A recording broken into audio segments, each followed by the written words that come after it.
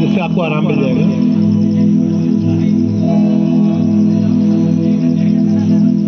इसके बाद आगे बढ़ेंगे भुजंग आसन के लिए। जिन लोगों की कमर में दर्द हो उनके लिए वरदान है ये। बहुत अच्छी एक्सरसाइज है स्पाइन के लिए, कमर दर्द के लिए, पेट कम करने के लिए सबसे अच्छी है। हाथों को आगे जैसे अभी आपने मोड़ के रखे थे वैसे ही रखेंगे और सांस लेते हुए कमर से ऊपर की बॉडी को उठाएंगे। सांस लेते हुए कमर से ऊपर की बॉडी को उठाएंगे। अभी हाथ आगे रख के करेंगे, दोनों दो पोजीशन है। और ऊपर जितना ऊपर देख सकते हैं ऊपर देखिए, पूरा खिंचाव आएगा गर्दन पे, कमर पे। सांस छोड़ते हुए वापस धीरे धीरे।